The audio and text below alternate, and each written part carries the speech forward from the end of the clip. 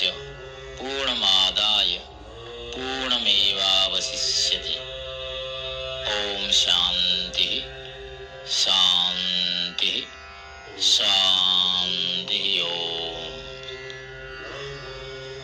This is perfect. That is perfect. The perfect emerges out of the perfect. Even after taking the perfect out of the perfect, that which remains is still perfect. The Brihadaranyaka Upanishad belongs to Shukla Yajurveda and forms the final portion of the Satapatha Brahmana. The name Brihadaranyaka literally means great wilderness or forest. Brihad means great, because this Upanishad is the greatest of the Upanishads by its size as well as substance. Again, the disciples were studying this Upanishad in forest. Therefore, the name Brihadaranyaka Upanishad, whose whole composition is in prose. The Upanishad is credited to the ancient sage Yajnavalkya, but likely refined by a number of ancient Vedic scholars. The Upanishad is divided into 6 chapters, which are subdivided into 47 sections. The first chapter of the Upanishad had 6 sections. The first section deals with meditation on the horse sacrifice. The second section deals with the process of creation. The third section deals with prana, its glories and redeeming power. The fourth section deals with the creation and its cause. The fifth section deals with manifestations of Prajapati. And the sixth section deals with the aspects of the universe. The second chapter has 6 sections. The first section deals with the relative aspects of Brahma. The second section deals with the description of the prana. The third section deals with the 2 forms of Brahma. The fourth section deals with Yajnavalkya Maitreyi discussion. The fifth section discusses the interdependence of created objects, and the sixth section deals with the line of teachers. The chapter 3 has 9 sections. The first section deals with Yajnavalkya and Ashwara Samvada. The second section deals with Yajnavalkya and Athabhaga discussions. The third section deals with Yajnavalkya and Bhujya discussion. The fourth section deals with Yajnavalkya and Usastha Samvada. The fifth section deals with Yajnavalkya and Kohala Samvada. The sixth section deals with Yajnavalkya and Gargi Samvada. The seventh section deals with Yajnavalkya and Udalka Samvada. The eighth section deals with Yajnavalkya and Gargi Samvada again. And the ninth section deals with the Yajnavalkya and Vidagdha Samvada. Chapter 4 has 6 sections. The first section deals with the partial definitions of Brahma. The second section deals with the concern of the self. The third section deals with the investigation on the 3 states. The fourth section deals with death and thereafter. The fifth section deals with Yajnavalkya and Maitri Samvada.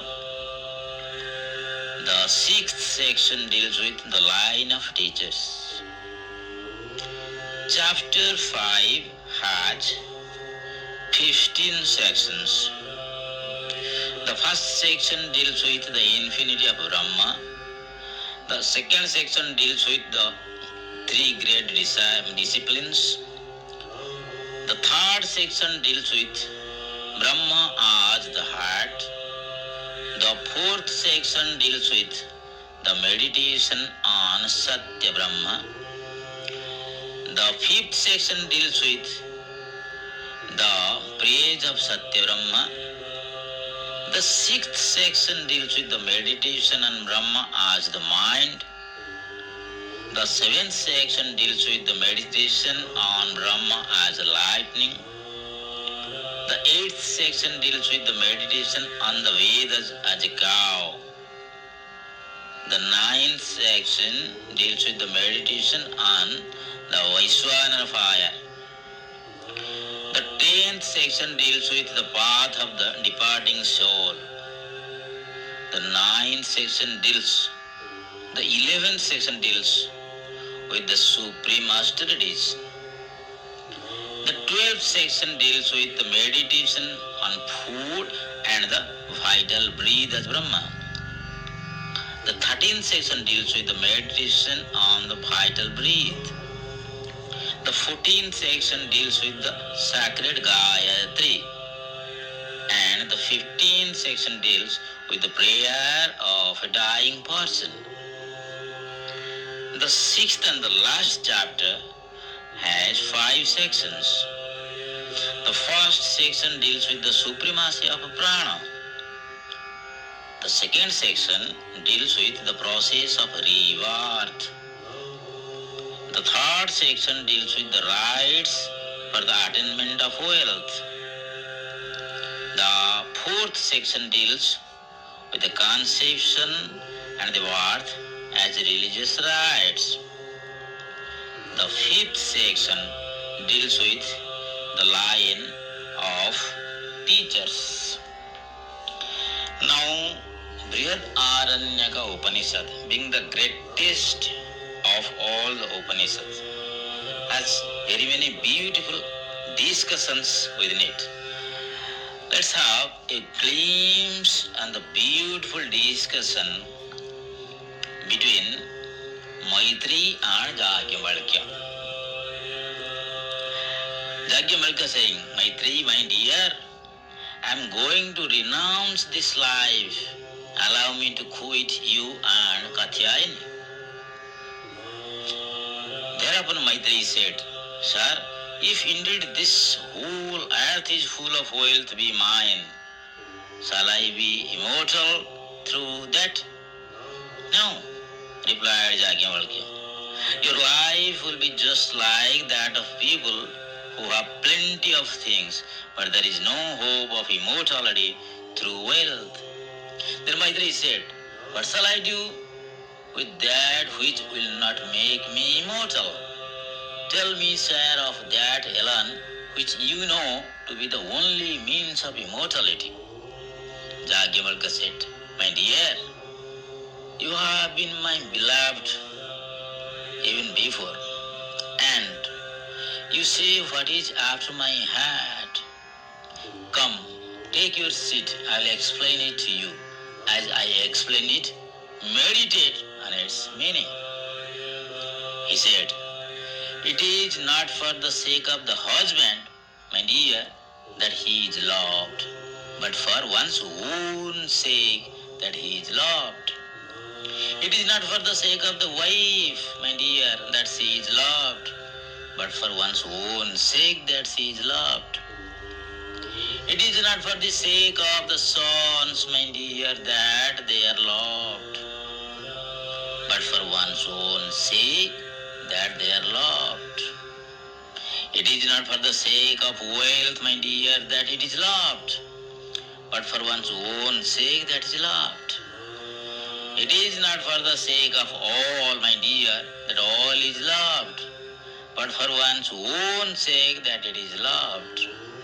The self, my dear Maitreyi, should be realized, should be heard of, reflected on, and meditated upon. By the realization of the self, my dear, through hearing, reflection, and meditation, all this is known. Devas, demons, and human beings are three different species mythologically. But in reality, there are devas and rakshasas among the human beings themselves. Devas are they who are always indulgent in luxuries without any control over senses. Indiscriminate indulgence in sense pleasures is the mark of angels. Demons are sadists, cruel people, troubling and torturing others. They don't have kindness. Compassion is unknown to them. And we human beings are known for our possessive nature. We'd like to earn money and possess wealth, whatever may be the type of wealth. All these three have gone to Brahma once. Brahma is none but elderly wise person who can guide us well.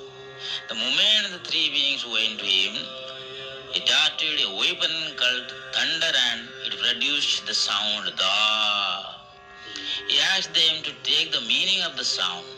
The Devas thought that Brahma wanted them to have some self-control, to be less indulgent in sense pleasures.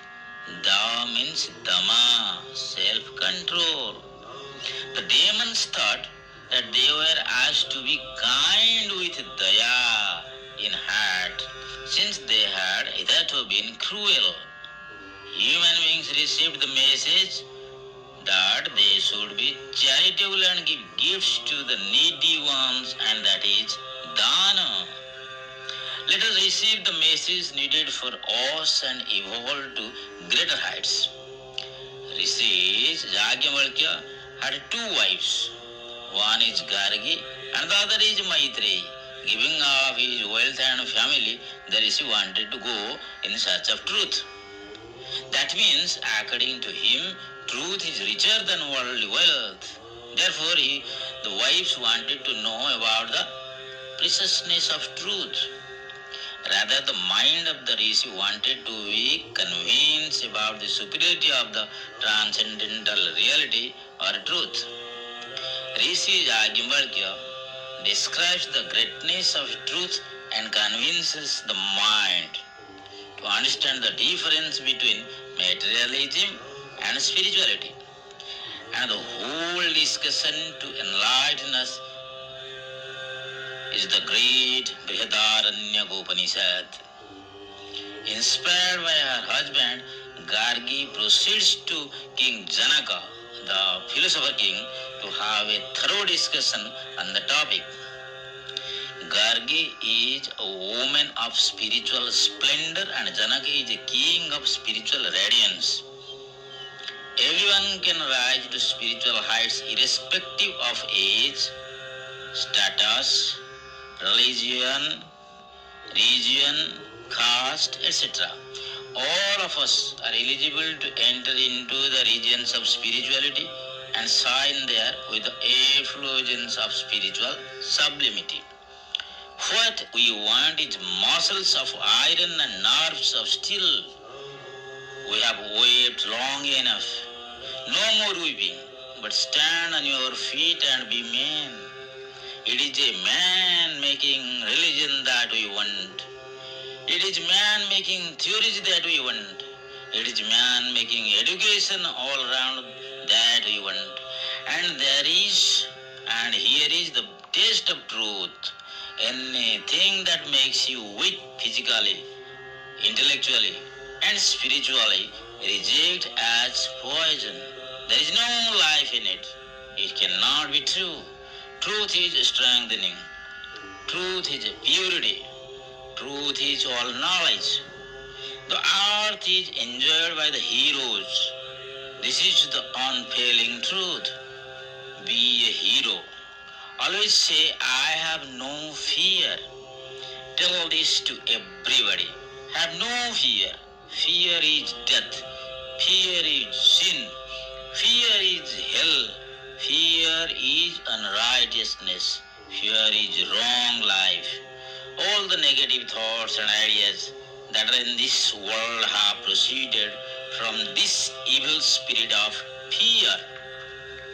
This is the one great truth India has to teach to the world because it is nowhere else. This is spirituality, the science of the soul. What makes a man stand up and work? Strength. Strength is goodness. Weakness is sin. If there is one word that you find coming out like a bomb from the Upanishads, bursting like a bombshell upon masses of ignorance, it is the word fearlessness. And the only religion that ought to be taught is the religion of fearlessness.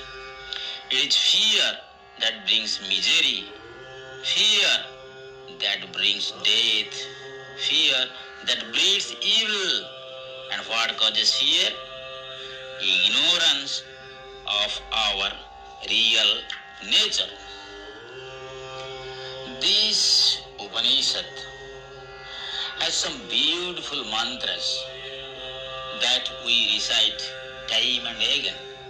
For example, in the first chapter, third section, the 28th mantra sings Asato ma sadgamaya tamaso ma jyotirgamaya mrutyo ma amritam gamaya Om Shanti Shanti Shanti Om.